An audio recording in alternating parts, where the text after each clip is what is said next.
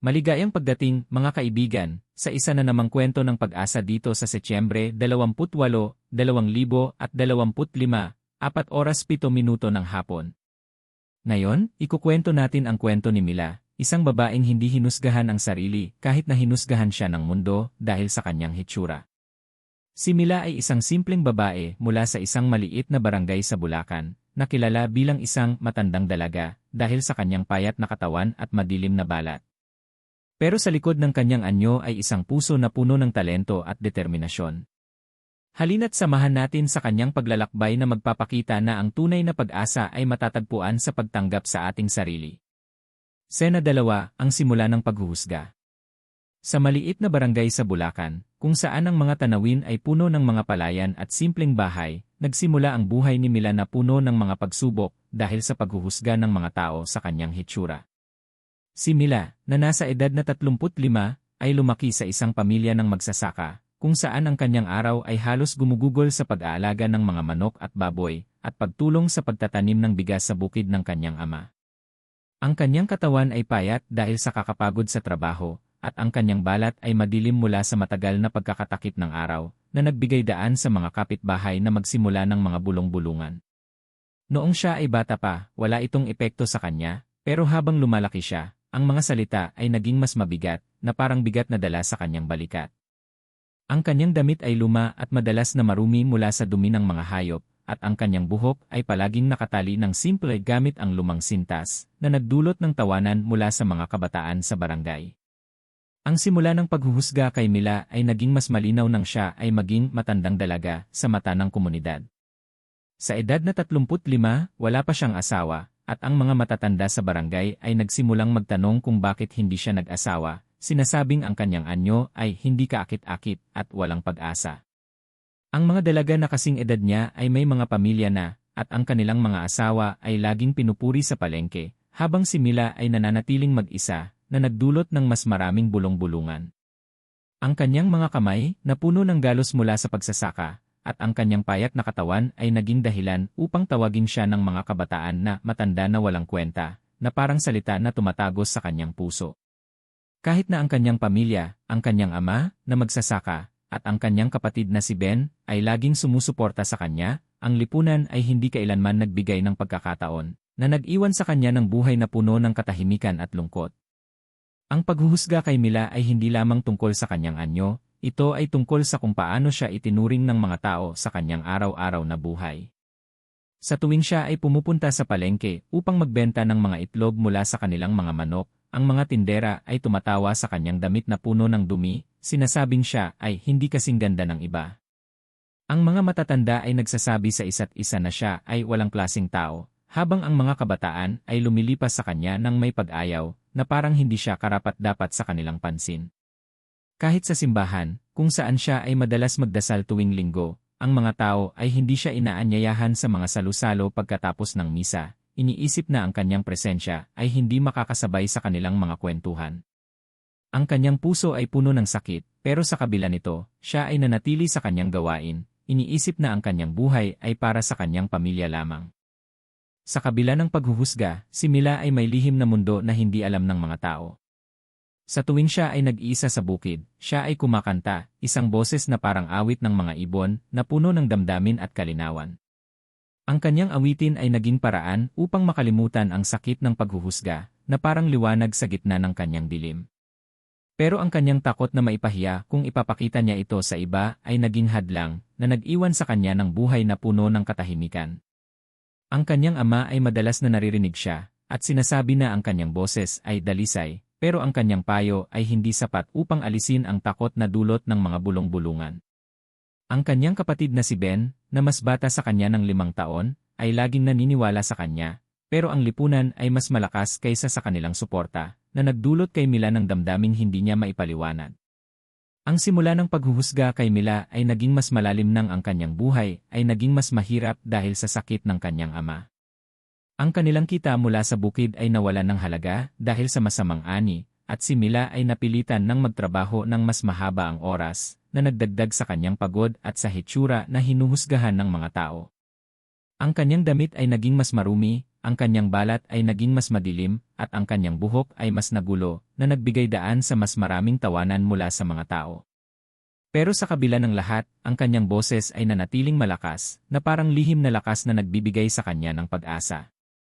Ang kanyang buhay ay parang salamin ng maraming Pinoy na hinuhusgahan dahil sa kanilang anyo, pero sa kanyang puso, may maliit na ningning ng pag-asa, ang pag-asa na balang araw, ang kanyang talento ay makikilala, at ang paghuhusga ay mapapalitan ng pagtanggap. Ang kwento ni Mila ay simula pa lamang, at ang susunod na bahagi ay magpapakita ng kanyang paglalakbay tungo sa tunay na pag-asa. Sena 3, ang paghihirap sa lipunan. Sa maliit na barangay sa Bulacan, kung saan ang mga tao ay malapit sa isa't isa at ang mga kwento ay madaling kumalat tulad ng hangin sa bukid, nagsimulang maging mas malalim ang pagdurusa ni Mila dahil sa patuloy na paghuhusga ng lipunan sa kanyang hitsura. Si Mila, na nasa edad na 35, ay hindi lamang nahaharap sa hirap ng kanyang buhay bilang isang magsasaka, kundi rin sa mga matalas na salita at tingin ng mga tao na parang kutsilyo na tumatama sa kanyang dibdib. Ang kanyang buhay ay naging isang araw-araw na laban, na puno ng mga bulong-bulungan na nagpapababa sa kanyang pagkatao, na nagdudulot ng malaking sakit sa kanyang puso. Ang kanyang payat na katawan, madilim na balat, at simpleng damit ay naging dahilan upang tawagin siyang matandang dalaga na walang kwenta, na parang hindi siya karapat-dapat sa respeto ng lipunan. Sa tuwing siya ay lumalabas ng kanilang bahay, ang mga kapitbahay ay nagsisimula ng magbulong-bulungan, sinasabing siya ay hindi kaakit-akit at walang pag-asa, na nag-iwan sa kanya ng pakiramdam na siya ay indisible o mas masahol pa, na siya ay isang bagay na dapat itago. Ang paghihirap sa lipunan ni Mila ay nagsimulang maging mas matindi nang ang mga kabataan sa barangay ay nagsimulang magbiro tungkol sa kanya. Sa tuwing siya ay pumupunta sa maliit na tindahan upang bumili ng pang-araw-araw na pangangailangan, ang mga kabataan ay tumatawa sa kanyang likuran, sinasabing si Mila, bakit hindi siya mag-makeup para maging maganda, o walang lalaking magmamahal sa tulad niya. Ang mga salita na iyon ay parang dagdag na bigat sa kanyang balikat, na nagpapahirap sa kanyang paglalakad pauwi. Kahit na ang kanyang pamilya, ang kanyang ama na magsasaka, at ang kanyang kapatid na si Ben, ay laging sumusuporta sa kanya, sinasabing Mila, huwag mong pansinin ang mga iyan, ikaw ay maganda sa amin. Ang lipunan ay mas malakas kaysa sa kanilang mga salita, na nagdudulot ng malalim na sugat sa kanyang pagkatao. Ang kanyang mga araw ay naging puno ng pag-iwas sa mga tao, na parang takot na makita ang kanilang mga tingin na puno ng pagdududa at pagmamaliit. Sa simbahan, kung saan si Mila ay madalas magdasal para sa lakas, ang paghuhusga ay hindi rin nawawala. Ang mga matatandang babae, na laging nakaupo sa harap pagkatapos ng misa, ay nagsasabi sa isa't isa na siya ay walang klaseng tao, dahil sa kanyang simpleng damit at madilim na balat, na parang hindi siya karapat-dapat na makipag-usap sa kanila. Kahit na ang pari ay minsan ay nagbibiro tungkol sa kanyang hitsura, na nagpapahirap sa kanyang pananampalataya, pero si Mila ay nananatiling naniniwala na ang Diyos ay hindi hinuhusga ang tao sa kanyang anyo, kundi sa kanyang puso. Ang kanyang pagdurusa ay naging mas malalim nang ang kanyang ama ay magkasakit, na nag-oblige sa kanya na magtrabaho ng mas mahaba, na nagdagdag sa kanyang pagod at sa hitsura na hinuhusgahan ng mga tao. Ang kanyang mga kamay ay naging mas magaspang, ang kanyang mukha ay naging mas payat, at ang kanyang buhok ay naging mas magulo, na nagbigay daan sa mas maraming tawanan mula sa mga tao sa palengke. Ang paghihirap sa lipunan ni Mila ay naging mas matindi nang ang kanyang lihim na talento, ang kanyang boses na parang awit ng kalikasan, ay nanatiling nakatago dahil sa takot sa paghuhusga. Sa tuwing siya ay kumakanta sa bukid ng mag-isa, ang kanyang boses ay nagbibigay sa kanya ng kapayapaan, na parang lihim na mundo na hindi alam ng iba. Pero ang mga bulong-bulungan ng mga tao ay nagiging hadlang sa kanyang pagkakataon na ipakita ito, na nag-iwan sa kanya ng pakiramdam na ang kanyang talento ay walang halaga dahil sa kanyang hitsura. Ang kanyang kapatid na si Ben ay madalas na naririnig siya at sinasabi na Mila, ipakita mo na ang iyong boses sa mundo, pero ang kanyang takot ay mas malakas, na nagdudulot ng mas malalim na pagdurusa sa kanyang buhay. Ang kanyang araw-araw na buhay ay naging puno ng pag-iwas sa mga tao, na parang takot na makita ang kanilang mga tingin na puno ng pagdududa at pagmamaliit.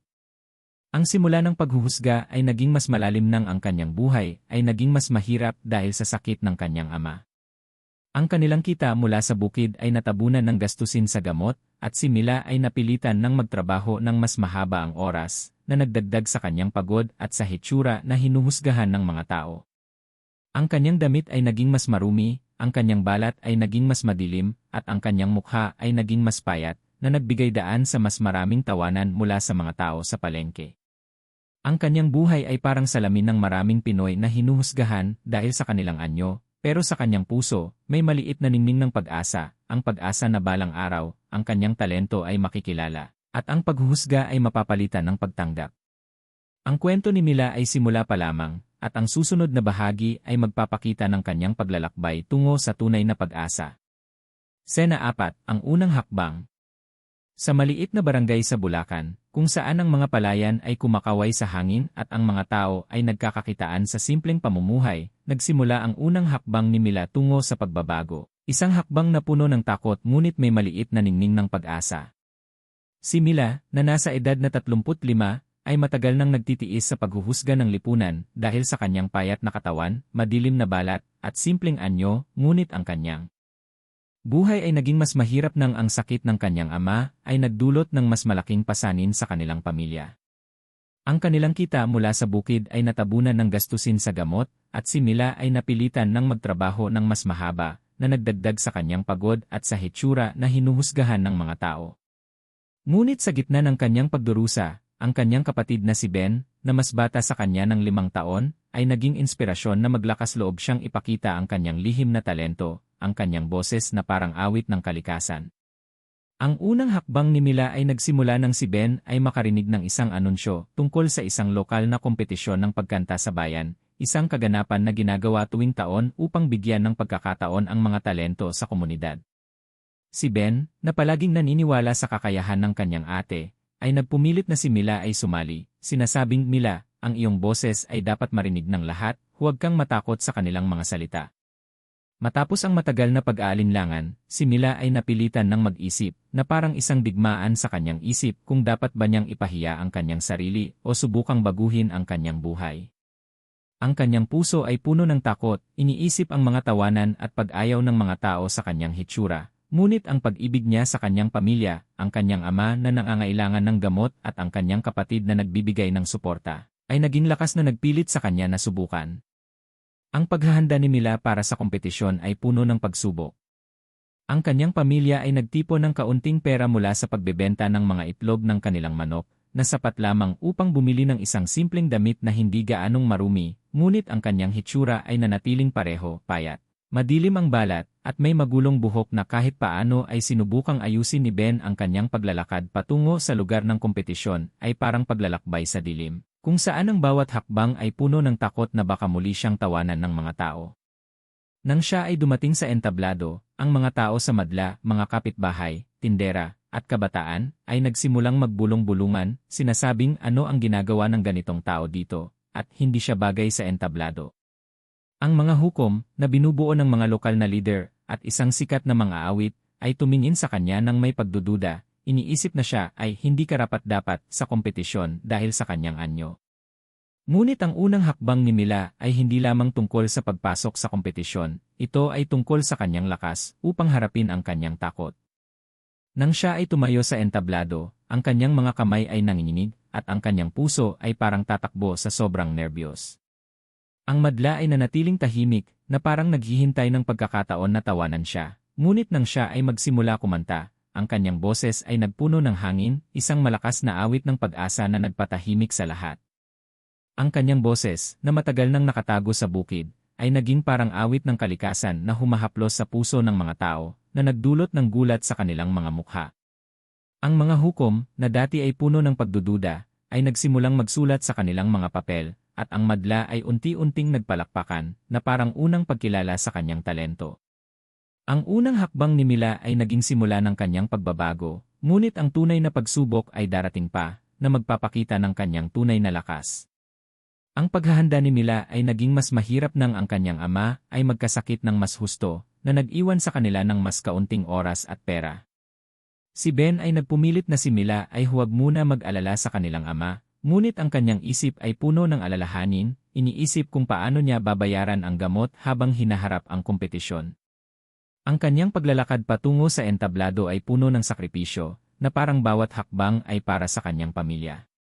Ang kanyang damit, kahit simpleng puti, ay pinaghirapan niyang linisin, ngunit ang kanyang hitsura ay nanatiling pareho sa mata ng mga tao, payat, madilim ang balat, at may magulong buhok na nagdulot ng mas maraming bulong-bulungan.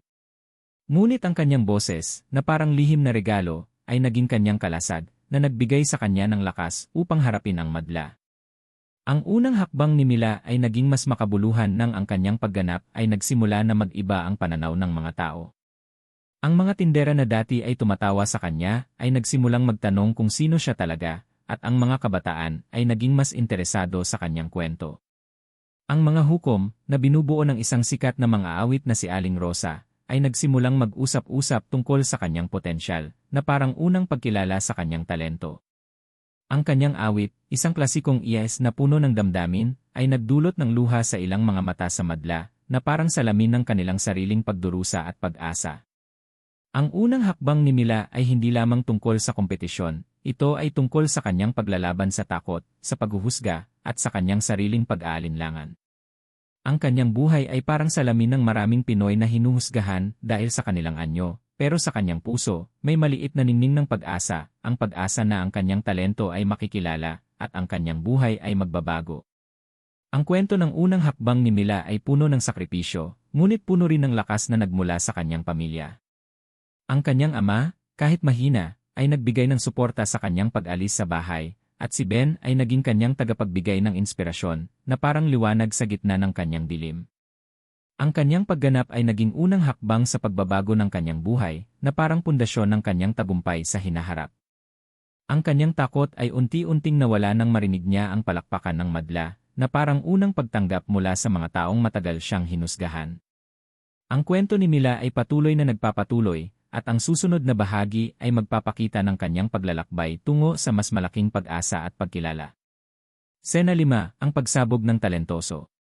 Sa maliit na entablado ng lokal na kompetisyon sa Bulacan, kung saan ang mga ilaw ay kumikislap tulad ng mga bituin sa gabi at ang madla ay puno ng pag-asang makita ang mga bagong talento, nagsimula ang pagsabog ng talento ni Mila, isang sandali na magpapabago ng kanyang buhay at ng pananaw ng mga tao sa kanya. Si Mila, na nasa edad na 35, ay nakatayo sa gitna ng entablado ng may nanginginig na mga kamay at mabilis na tibok ng puso, iniisip ang mga taon ng paghuhusga na kanyang naranasan dahil sa kanyang payat na katawan, madilim na balat, at simpleng anyo.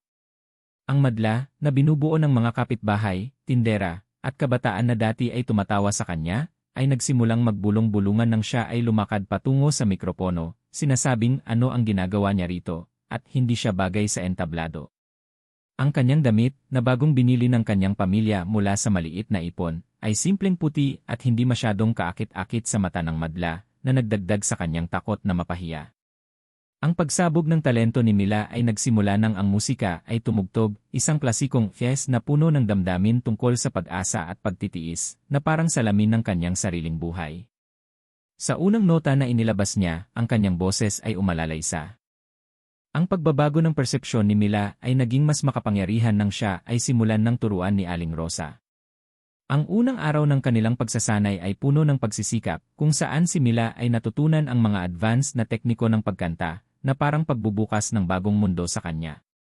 Ang kanyang boses, na dati ay ginagamit lamang sa bukid, ay nagsimulang maging mas malinaw at mas malakas, na parang simbolo ng kanyang bagong lakas. Ang kanyang pamilya ay nagsimulang makatanggap ng mas maayos na buhay, na parang epekto ng kanyang unang tagumpay, at ang kanilang maliit na kita ay unti-unting nadagdagan. Ang kanyang ama ay nagsimulang gumaling ng bahagya, dahil sa mas maayos na gamot na kanyang nabili, na parang pag-asa na nagmula sa kanyang talento. Ang pagbabago ng persepsyon ni Mila ay naging inspirasyon sa kanyang komunidad. Ang mga tao na dati ay hinuhusgahan siya ay nagsimulang magbago ng kanilang pananaw, na parang aral na natutunan mula sa kanyang kwento. Ang kanyang buhay ay naging simbolo ng pag-asa, na parang liwanag na nagmula sa kanyang matagal na dilim, at ang kanyang talento ay naging pundasyon ng kanyang bagong simula. Ang kanyang kwento ay patuloy na nagpapatuloy, at ang susunod na bahagi ay magpapakita ng kanyang paglalakbay tungo sa mas malaking tagumpay at pagtanggap. Sa maliwanag na gabi ng Setyembre 28, 2025, habang ang oras ay tumutuntong sa 5:01 ng hapon sa Bulacan, nagtapos ang kwento ni Mila na puno ng pag-asa, Isang babaeng matagal nang hinusgahan ng lipunan, ngunit ngayon ay naging inspirasyon sa kanyang komunidad at sa lahat ng nakakakita ng kanyang paglalakbay.